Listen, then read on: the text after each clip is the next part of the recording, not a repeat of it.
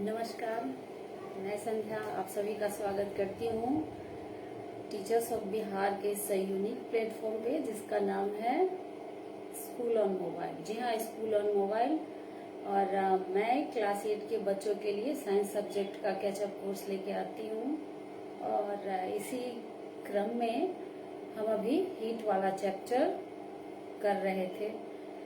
और मैं चाहूंगी मेरे बच्चों से जो कि कनेक्ट हो जाए, लाइव सेशन से जुड़ जाए, तभी तो हमारा हैप्पी आवर शुरू हो गया। क्यों बच्चों?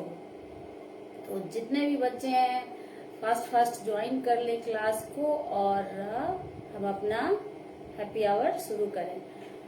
इसी क्रम में मैं आप लोगों को बताना चाहूंगी कि यूनिसेफ और teachers of Bihar the change makers ने मिलके, वैसे तो सारा विश्व ही इस दिवस को मना रहा है, लेकिन टीचर्स ऑफ बिहार और यूनिसेफ के तत्वाधान में 28 मई 2021 को विश्व माहवारी स्वच्छता दिवस मनाया जा रहा है, जिसमें कि माहवारी से संबंधित जो भ्रांतियां हैं, जो अफवाहें हैं, या लोगों के मन में बहुत सारे ऐसे विचार हैं जो कि अज्ञानता के कारण है, उसको दूर करने के लिए एक मुहिम चलाया जा रहा है, जिसमें कि पेंटिंग के माध्यम से, कविता के माध्यम से, इस तरह बहुत सारी छोटी छोटी चीजें हो रही है जिसमें आप लोग भाग ले सकते हैं, बच्चे भाग ले सकते हैं, टीचर्स ले सकते हैं और पेरेंट्स भी ले सकते हैं।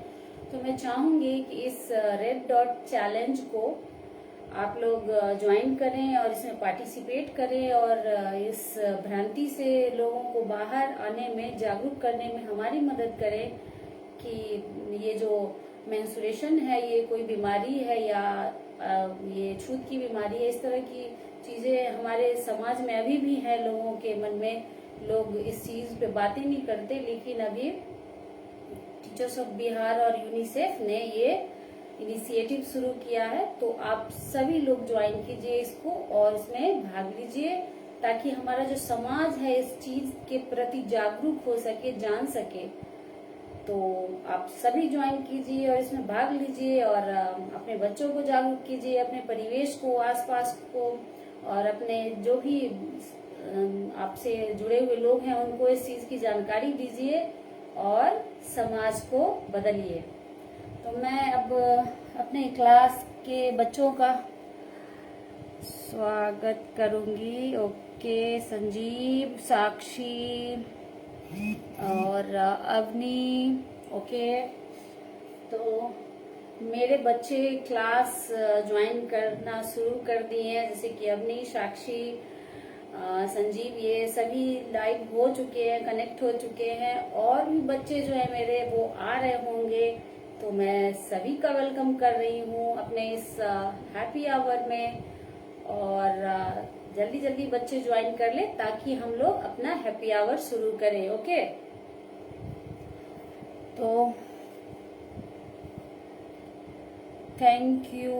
Good afternoon Avni, good afternoon Sakshi, good afternoon Sanjeev. Okay, तो हमारा जो हीट वाला चैप्टर है वो लगभग समाप्त हो गया और अब हम इसका क्वेश्चन आंसर करेंगे, है ना। हीट वाला जो चैप्टर था उष्मा वाला, वो लगभग हम लोगों ने समझ लिया और अब उसमें जो कुछ प्रश्न निकल के आ रहे हैं उसके बारे में हम बात करेंगे। जैसे एक क्वेश्चन आपको निकल के आ सकता है ना, ऊष्मारोधी, ऊष्मारोधी एवं ऊष्मा चालक में अंतर स्पष्ट करें। ठीक है, तो ऊष्मारोधी एवं ऊष्मा चालक में क्या अंतर है, तो ऊष्मारोधी के बारे में। ठीक है, ऊष्मारोधी वैसे पदार्थ जो अपने में से ऊष्मा का स्थानांतरण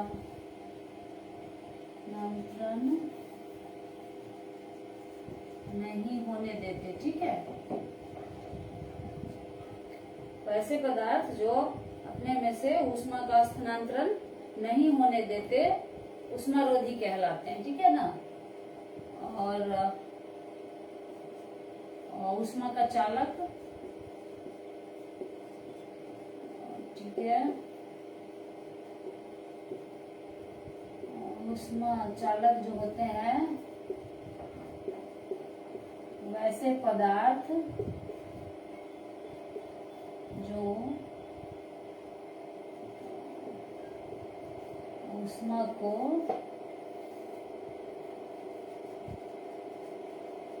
प्रवाहित होने देते हैं। ठीक है। Okay, good afternoon Deepika. Himanshu, good afternoon Himanshu, कैसे हो? ओके, यस, इंसुलेटर और कंडक्टर, बहुत अच्छे। तो ये दोनों में यही अंतर है कि ऊष्मा चालक जो होता है वो एक सिरे से दूसरे सिरे तक ऊष्मा उसमें प्रवाहित हो सकती है, और जो ऊष्मारोधी होते हैं उसमें नहीं हो सकती, ऊष्मा का प्रवाह नहीं हो सकता। ओके। और इसमें से एक और क्वेश्चन आपको निकल के आ सकता है, पूछा जा सकता है आपको कि इसका दो उदाहरण है। ठीक है, ऊष्मारोधी और ऊष्मा चालक। ऊष्मा चालक और ऊष्मारोधी। ठीक है, इसका दो उदाहरण दे, ऐसा क्वेश्चन आ सकता है। तो आप लोग बताएंगे कमेंट करके कि ऊष्मा चालक ऐसी कौन सी दो वस्तुएं हैं जो कि ऊष्मा चालक हैं, और ऐसी कौन सी दो वस्तुएं हैं जो ऊष्मारोधी है। ठीक है, तो आप लोग कमेंट कीजिए और मैं देखती हूँ। ओके, तो बच्चे, अवनी, हाय अवनी, गुड आफ्टरनून। आप लोग कमेंट कीजिए। ऊष्मा चालक और ऊष्मारोधी का दो उदाहरण मुझे चाहिए, अभी के अभी चाहिए। Would, plastic, copper, aluminium. Okay, would plastic क्या हुआ है संजीव? वुड प्लास्टिक क्या हुआ?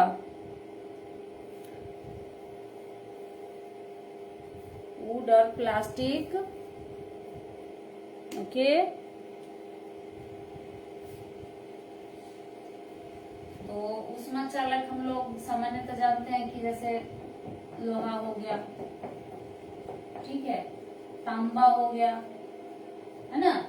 ऊष्मारोधी जैसे कि अभी संजीव ने लिखा, वुड मतलब लकड़ी और क्या, प्लास्टिक।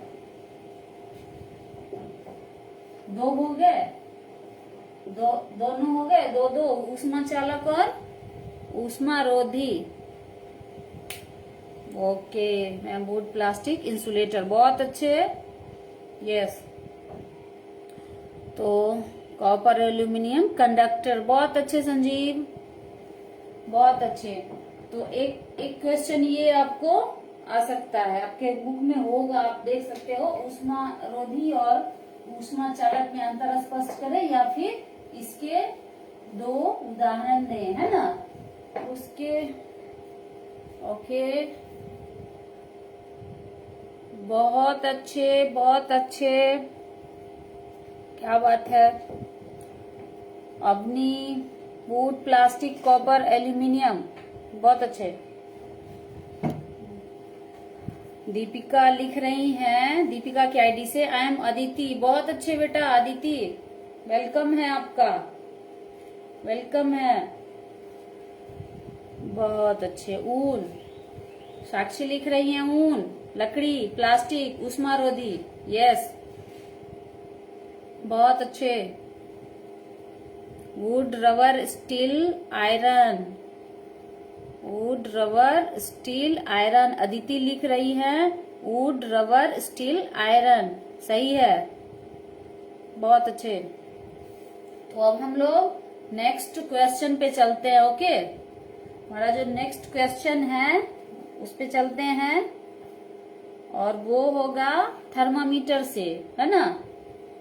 थर्मामीटर से हमारा अगला क्वेश्चन होगा। क्वेश्चन क्या होगा कि हाँ, लैब वाला थर्मामीटर है ना, लैब थर्मामीटर एवं डॉक्टरी थर्मामीटर।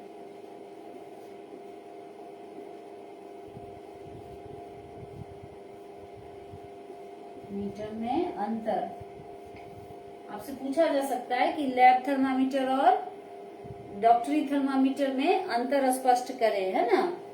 तो okay, where do you live? Okay, चलिए। तो रोली दिख नहीं रही है आज हमारी क्लास में। एक बच्ची होती थी रोली, वो नहीं दिख रही है मुझे। कोई बात नहीं, शायद वो आ जाएंगी बाद में। चलिए, तो आगे बढ़ते हैं, है ना। बढ़ते हैं इस क्वेश्चन पे। डॉक्टरी थर्मामीटर एवं प्रयोगशाला वाला जो थर्मामीटर होता है उसके बारे में बात करते हैं, ठीक ना। तो डॉक्टरी थर्मामीटर क्या होता है? दोनों में बहुत सारी समानताएं भी होती है और अंतर भी होता है, ठीक ना। तो ऐसा करते हैं, पहले समानताएं देखते हैं, ठीक ना। पहले ये जो है समानताएं क्या होती हैं लिख के ही बता देते हैं, ठीक है। दोनों ही थर्मामीटर जो होते हैं, दोनों ही थर्मामीटर में पारे का प्रयोग होता है ना, ठीक है ना। दोनों जो थर्मामीटर है उसमें नॉब जो होती है यहाँ पे, उसमें पारा होता है, तभी वो ताप मापा जाता है उसके कारण। और उसके बाद दोनों का प्रयोग जो होता है, दोनों का प्रयोग ताप मापने के लिए होता है। क्या करने के लिए होता है? ताप मापने के लिए होता है।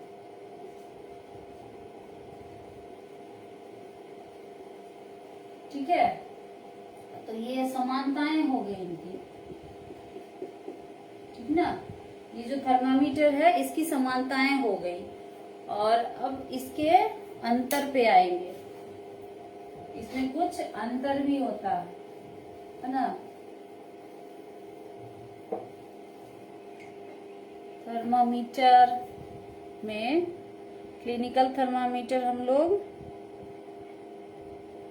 केमिकल का टेम्परेचर बताता है। बहुत अच्छे संजीव मैम, क्वेश्चन आंसर है। यस, क्वेश्चन आंसर है बेटा,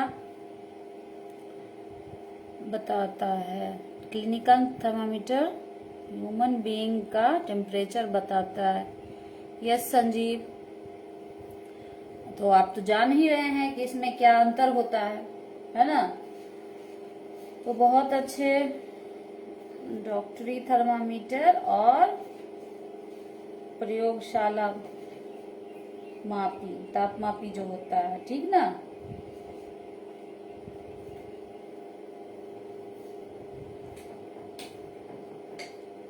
अब आइए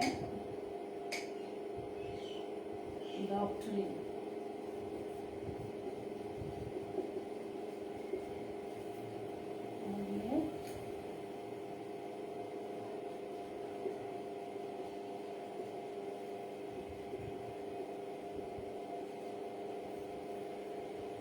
दोनों, ये डॉक्टरी थर्मामीटर हो गया और ये प्रयोगशाला तापमापी हो गया। अब इसमें अंतर क्या है देखेंगे।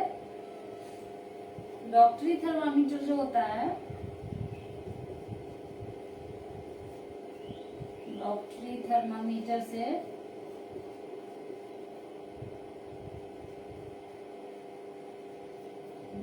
मनुष्य का तापमान, ठीक ना। हमारा तापमान जो होता है मापा जाता है। और प्रयोगशाला तापमापी से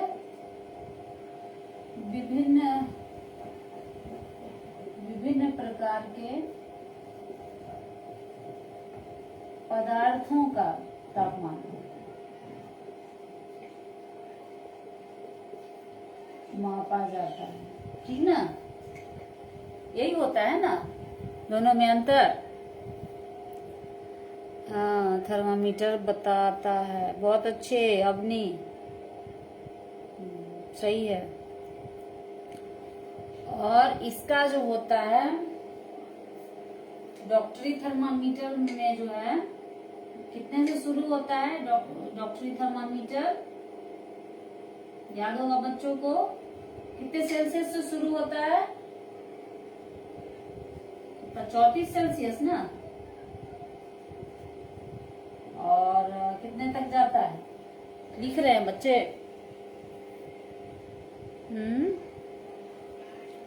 दो ही बच्चा है और बच्चे कहाँ चले गए? डॉक्टरी थर्मामीटर जो है वो कितने डिग्री सेल्सियस से शुरू होता है? कोई नहीं लिख रहा। अवनी कितने डिग्री सेल्सियस से होता है? हाँ, कितने डिग्री सेल्सियस से होता है? बच्चे लिखेंगे 34। बहुत अच्छे। 34 नहीं होता है बेटा, 35 होता है। 35 डिग्री सेल्सियस से शुरू होता है ना। ये 34 नहीं होगा, कितना होगा? 35 डिग्री सेल्सियस से कितना हो जाता है? 34 ही लिख रहे हैं। नहीं, ये 35 डिग्री से कितना होगा? 42 डिग्री सेल्सियस तक होता है। ये जो डॉक्टरी थर्मामीटर है हम उसमें इतना ही ताप माप सकते हैं, ठीक ना। लेकिन ये वाला जो होगा प्रयोगशाला तापमापी, उसमें -10 डिग्री सेल्सियस से 110 डिग्री सेल्सियस तक ताप को मापा जा सकता है, ठीक ना। लैब वाला थर्मामीटर जो होगा उसमें -10 डिग्री सेल्सियस से 110 डिग्री सेल्सियस तक ताप का मापन हो सकता है, ठीक ना। चलिए, बहुत अच्छे। अब नेक्स्ट क्वेश्चन देखते हैं हम लोग। क्या नेक्स्ट क्वेश्चन क्या है? ओके, नेक्स्ट क्वेश्चन एक मैच वाला करते हैं ना, मैच करते हैं। चलिए, एक दूसरे से मिलाते हैं, ठीक है। और ये आप लोग करेंगे। एक नंबर में है गहरे रंग के कपड़े, ठीक है। दिख रहा ये गहरे रंग के कपड़े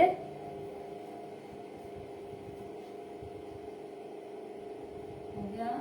और दूसरा क्वेश्चन हो जाएगा हल्के रंग के कपड़े,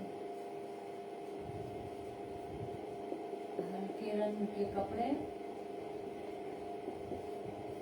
ठीक है। पहला हो गया गहरे रंग के कपड़े, दूसरा हल्के रंग के कपड़े। और अब आते हैं थल समीर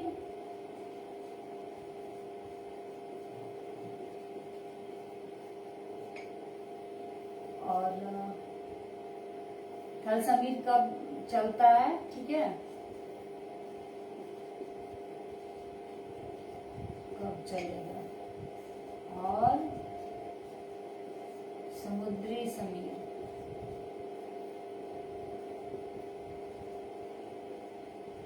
कब चलेगा, ठीक है ना। ये हो गया, इतना ही रहने देते हैं ना। और इधर करते हैं ए बी सी। जानी है ना, 1 2 3 4 क्वेश्चन है। गहरे रंग के कपड़े कब पहनते हैं, ठीक ना।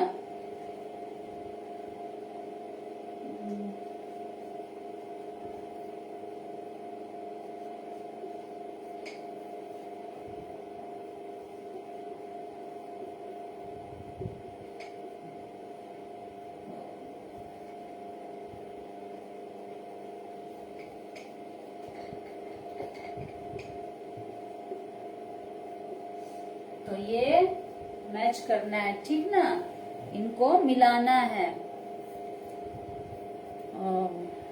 एक का होगा विंटर सीजन, गहरे रंग के कपड़े, बहुत अच्छे। 3 का डी, थल समीर कब चलेगा, दिन में या रात में, ध्यान से देखना है। अवनी, साक्षी। 3 का ई तो है ही नहीं बेटा, 4 ही है। गहरे रंग के कपड़े हम कब पहनना पसंद करेंगे, गर्मी में या सर्दी में। हल्के रंग के कपड़े कब पहनना पसंद करेंगे। देखो क्वेश्चन क्या है, गहरे रंग के कपड़े, ठीक है। गहरे रंग के कपड़े हम कब पहनना पसंद करेंगे, सर्दी में, गर्मी में, है ना, या दिन में या रात में। क्वेश्चन है, उसको ध्यान से देखिए, बहुत ही आसान है। 3 का ई, ए बी सी डी तक ही है। 4 का भी ई लिख रहा है, कोई बात नहीं। ओके। 2 का डी, हल्के रंग के कपड़े गर्मी में, बहुत अच्छे। 1 सर्दी, गहरे रंग के कपड़े, यस। 1 का सी। 2 हल्के रंग के कपड़े, 2 रात में। थल समीर मतलब तीसरे नंबर में है बेटा, थल समीर। चलिए कोई बात नहीं, बहुत अच्छे फिर भी। चलिए, तो गहरे रंग के कपड़े हम लोग कब पहनेंगे, सर्दी में, ठीक है। और हल्के रंग के कपड़े गर्मी में, ताकि गर्मी कम लगेगी, ठीक ना। और थल समीर कब चलेगा, थल समीर जब हवा गर्म होके ऊपर उठेगी, तो कौन सा आएगा, समुद्र से आएगा ना, तो थल समीर कब चलेगा। हाँ, कमेंट करो बच्चों, कमेंट करो। यह हम लोगों ने बहुत अच्छे से पढ़ा हुआ है। थल समीर कब चलेगा। 1 का सी, यस। 3 का क्या होगा बाबा, 3 का थल समीर कब चलेगा, और समुद्री समीर। 1 2 से आगे बढ़िए। 3 का ए, 3 का ए, थल समीर कब चलेगा। ओके। 3 का सी, 3 का सी नहीं होगा बाबा। 4 का सी, समुद्री समीर। ध्यान ध्यान, बुक में अलग दिया, क्या अलग दिया है बेटा,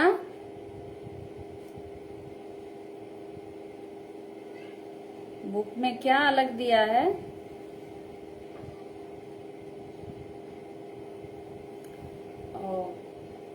चलिए कोई बात नहीं।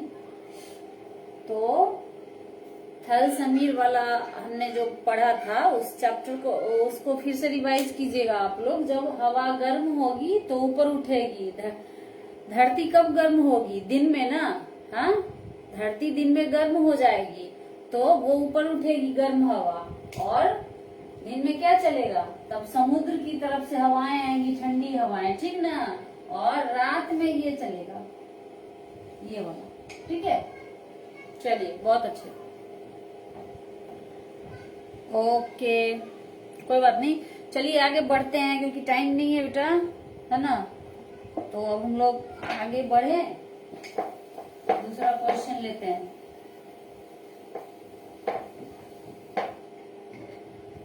एक क्वेश्चन होगा आप लोगों में कि बर्फ में लकड़ी का चम्मच डाला जाए, ऐसा कुछ क्वेश्चन रहता है ना, कि क्वेश्चन होगा आपका बर्फ में लकड़ी का चम्मच डाला जाए तो क्या होगा, है ना, ऐसा करके होगा। और उसके ABCD ऑप्शंस होंगे, है ना। कोई बात नहीं, चलिए अब इसको बाद में देख लेना बेटा। दूसरा क्वेश्चन लेते हैं। बर्फ में लकड़ी का चम्मच डाला जाए तो क्या होगा, ठीक ना। दूसरा सिरा ठंडा होगा, चम्मच का जो दूसरा सिरा है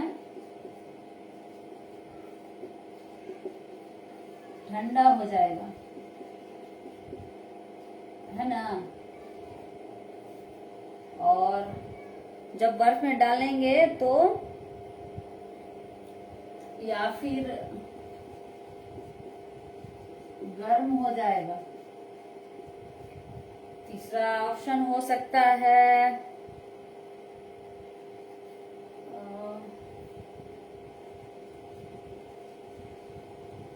सुचालक होने के कारण ठंडा हो जाएगा,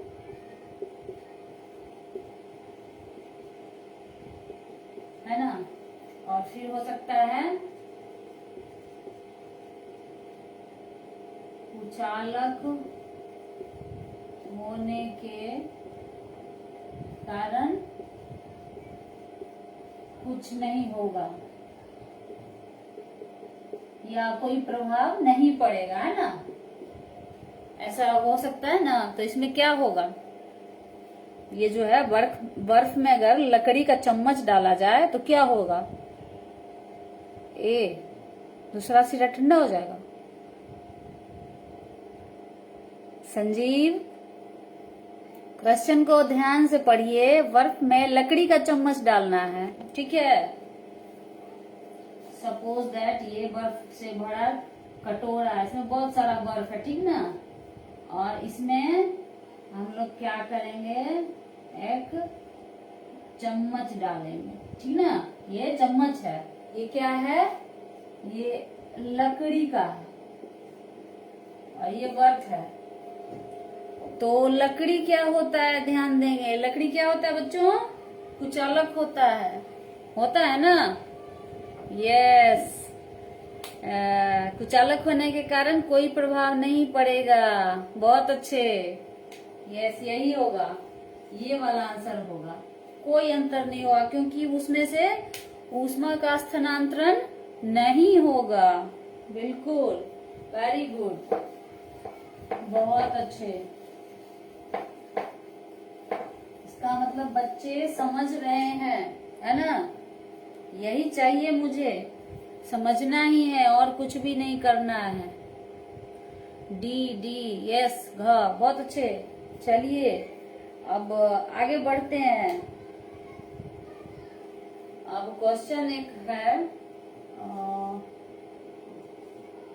क्या है क्वेश्चन, 1 लीटर जल में, ऐसा कुछ क्वेश्चन होता है कि 1 लीटर जल जो है जिसका तापमान 1 लीटर जल जिसका तापमान 0 डिग्री सेल्सियस है, ठीक है। एक पानी है किसी बर्तन में जिसका कि 0 डिग्री सेल्सियस है, और एक और बर्तन में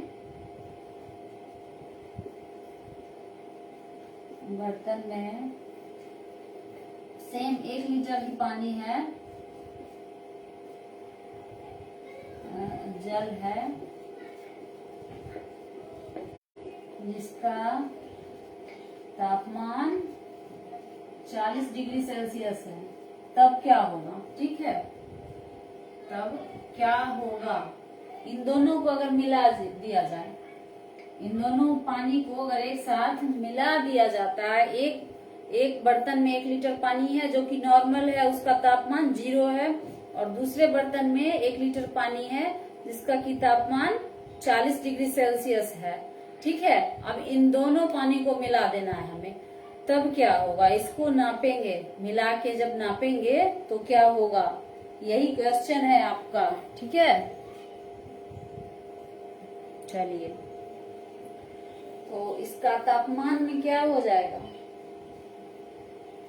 तापमान जो है 10 डिग्री सेल्सियस से कम हो जाएगा, या फिर बी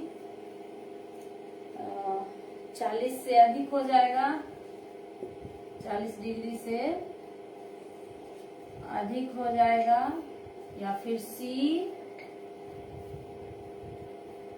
10 डिग्री सेल्सियस और 40 डिग्री सेल्सियस, 10 और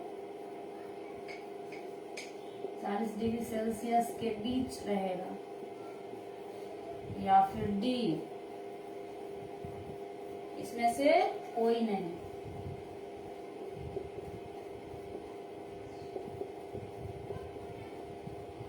ओके, अब ध्यान से देखिए और बताइए मुझे कि क्या होगा। क्वेश्चन है, 1 लीटर पानी है, 20 डिग्री तो है ही नहीं बेटा। मेरा वाला क्वेश्चन देखो, आप लोग बुक वाला मत देखो। 1 लीटर पानी है जिसका की तापमान 0 है, ठीक है, और दूसरे बर्तन में भी 1 लीटर पानी है जिसका तापमान 40 डिग्री सेल्सियस है, ठीक है ना। तो इन दोनों पानी को एक जगह मिला दिया जाए, तब क्या होगा उसका तापमान। उन दोनों मिले हुए जो पानी है, दोनों अलग अलग टेम्परेचर के पानी थे, लेकिन हमने क्या किया, उसे मिला दिया। तो अब उस पानी का, मिले हुए पानी का टेम्परेचर हमको चाहिए, कितना होगा, ये ध्यान दीजिए आप लोग। 2 का ग 20 डिग्री सेल्सियस नहीं होगा बेटा, 10 से कम भी नहीं होगा, बिल्कुल नहीं होगा। ध्यान देने की बात है यहाँ पे, हम सभी जानते हैं कि ऊष्मा का स्थानांतरण कैसे होता है, गर्म से ठंडे की ओर होता है ना। जो वस्तु गर्म है और वो ठंडी वस्तु के संपर्क में आएगी तो ऊष्मा का स्थानांतरण उस तरफ हो जाएगा। तो यहाँ क्या है, ये जो बर्तन है ये कितना है, इसका 0 डिग्री सेल्सियस इस पानी का, ठीक है ना, और ये बर्तन है, इसमें पानी है तो इसका कितना है, 40 डिग्री सेल्सियस। अब इन दोनों पानी को हमने एक बड़े बर्तन में मिला दिया, ठीक है, तो इसका कितना था, 0 था ना, तो इसका तो कुछ बढ़ेगा ना, इस पानी का तापमान बढ़ जाएगा, और इस पानी का जो ये जो गर्म था 40 डिग्री सेल्सियस, इसका तापमान घट जाएगा। समझ रहे हैं आप लोग, इसका बढ़ जाएगा। ये जो 0 डिग्री सेल्सियस वाला जो पानी है, इसका तापमान बढ़ेगा क्योंकि ये इसमें मिक्स हो रहा है, और चूंकि ये मिक्स हो रहा है, ये अपना तापमान इसको दे रहा है, ये वाला जो है अपना हीट इसको दे रहा है, तो ये इसका तापमान क्या होगा, घट जाएगा। इसीलिए क्या होगा, 10 और 40 के बीच हो जाएगा, ठीक ना, अधिक भी नहीं होगा, कम भी नहीं होगा, ये 10 और 40 के बीच हो जाएगा। तो ये वाला हमारा हो जाएगा आंसर। वैसे अगर आप लोग के बुक में कुछ और हो तो सही है, 10 से 40 डिग्री के बीच रहेगा, बहुत अच्छे। तो आप लोग क्वेश्चन मुझे भेज देना, या आप बना के भेजोगे, मैं करेक्शन कर दूंगी, ठीक है ना। चलिए, बहुत अच्छे। तो मुझे लगता है कि लगभग इसी तरह के क्वेश्चन आपके बुक में होंगे। एक और बुक क्वेश्चन होता है कि लोहे की छड़ वाला, है ना, लोहे की छड़ को, 1 मिनट, उसको भी कर ही लेते हैं सॉल्व।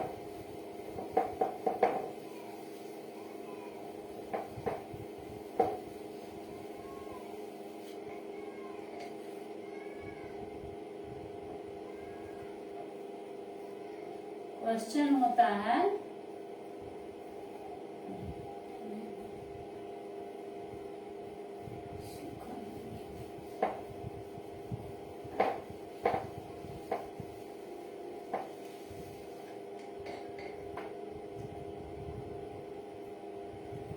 क्वेश्चन होगा 20 डिग्री सेल्सियस पर 20 डिग्री सेल्सियस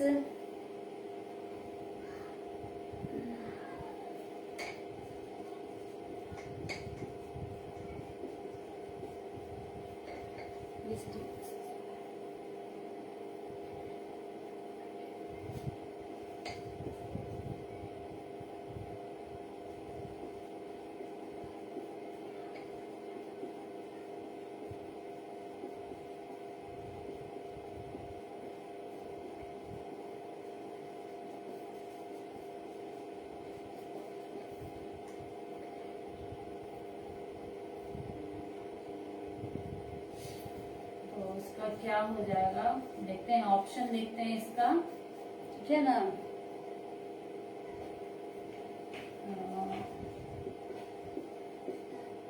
छड़ का तापमान बढ़ेगा, हाँ, या फिर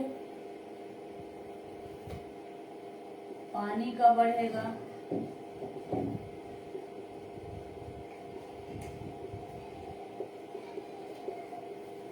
या फिर हो जाएगा दोनों का बढ़ जाएगा, दोनों का जो टेम्परेचर है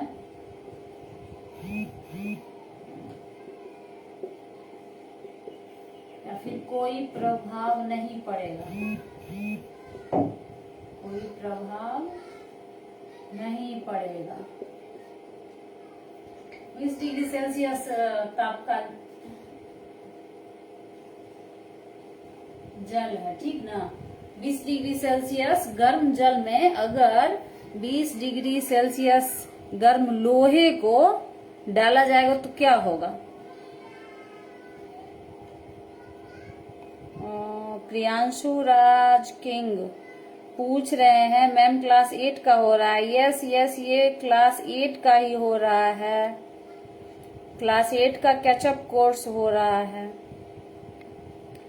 ओके, तो साक्षी लिख रही हैं कोई प्रभाव नहीं पड़ेगा, और भी बच्चे लिख रहे हैं कोई प्रभाव नहीं पड़ेगा। बहुत अच्छे, यानी कि आप लोग समझ गए, क्योंकि दोनों का टेम्परेचर जो है 20 डिग्री सेल्सियस है, पानी का भी और लोहे का भी, दोनों का टेम्परेचर सेम है, इसलिए कोई प्रभाव नहीं पड़ेगा, ठीक ना। तो बहुत अच्छे, आप लोग समझ गए इस चीज को। चलिए, तो बच्चे समझ गए,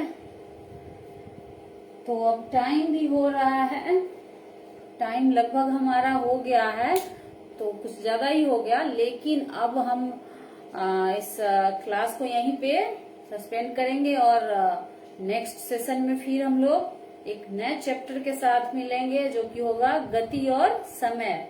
ठीक है बच्चों, हम लोग नेक्स्ट सेशन में गति और समय पढ़ेंगे, क्योंकि ये हीट वाला चैप्टर क्लियर हो गया है और सभी बच्चे इस चैप्टर का, जो हीट वाला चैप्टर है, उसका क्वेश्चन आंसर करके मुझे कमेंट करेंगे, भेजेंगे, ताकि मैं देख सकूं कि बच्चों ने कितना समझा है ना। और बच्चे पूछ भी सकते हैं, कहीं कोई दिक्कत हो तो फिर से इसको पूछ सकते हैं, कोई परेशानी नहीं है। और आगे हम पढ़ेंगे गति और समय। तो अब मैं आप लोगों से विदा लेना चाहूंगी। ओके बच्चों, बाय बच्चों, take care, thank you for watching, okay bye.